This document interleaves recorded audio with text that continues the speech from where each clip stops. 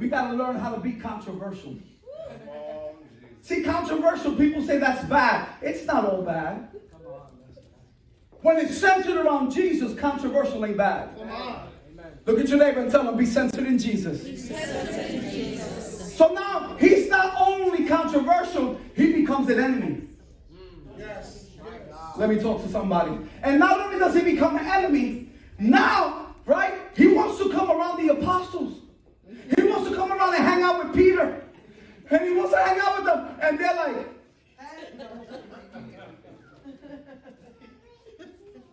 and there's Paul sitting there. And they're like, oh, watch it, bro. Watch it. Oh, no, bro. You know what? It took revelation for acceptance. Because they know, did he really convert? Because he was our enemy. So it takes revelation of the apostles to not accept the apostle Paul. So it's amazing how now I'm the enemy of the people I used to hang with the law, and now I'm in the gospel and I'm being rejected. Paul knew what it was to be with people, and he knew what it was to be alone. Problem is, we don't like to be alone. Come on.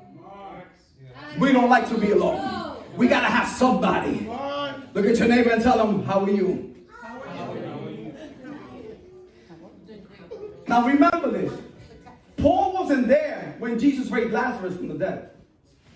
Paul wasn't there when he healed blind Bartimaeus.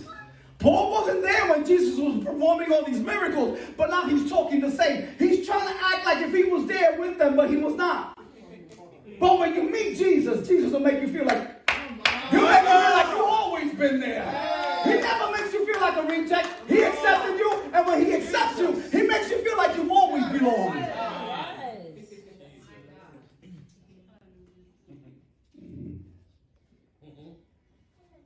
Let's go to verse 6. I want you to read this. Look at verse 6. Okay, good.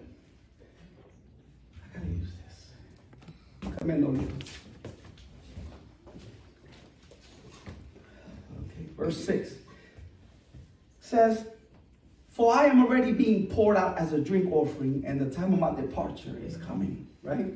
So, this is what happens. What happens is that we go through stuff in life. Look at your neighbor and tell them we go through stuff. We go through stuff. And then what happens is that, let's say we're young, and you had a child very young. And what happens is that you start pouring out. See, because everything that you go through, you begin to pour out. A little bit of you starts pouring out. Maybe it was a broken relationship or broken relationships, but the point is that you survived it, but something got out of you. We have to understand that when we go through something, even though we survive it, something gets poured out.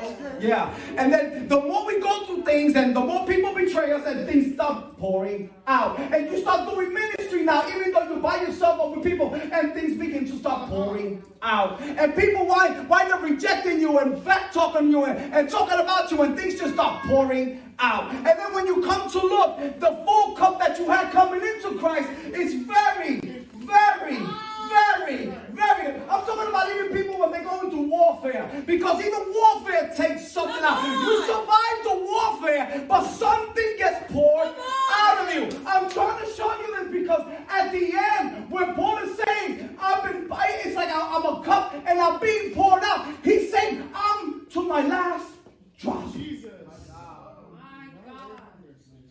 And I don't know about you, but 2021, that's the way I felt.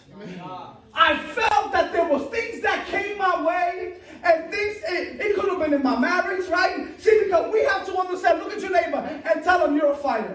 You're a fighter. Watch this, because when you're driving your car, the car indicates, Haiti, how much gas you have. And the longer you drive, it'll tell you, the gauge will tell you 3/4 left. And you keep driving, it depends on your journey. Right. Look at your neighbor and tell them it depends on your journey. And then the longer you drive, now it tells you that you're half a tank full. And then there's people that keep going no matter what. So then it says it's a quarter full. And then it gets to the point that it starts hitting the E, and the car will indicate you need some gas. And then you pull over to the gas station and you put gas back in. This is what happens when you do prayer. But the problem is, it's not the gas, because the gas can be refilled. It's the mileage on the car that's getting affected. The car is determined by the year and the mileage, not the gas. So the mileage is telling you this car has been through some stuff. And then they tell you that every 5,000 miles you gotta change your oil. Yes. Because if you don't change the oil turns black. It goes from that color of honey and it turns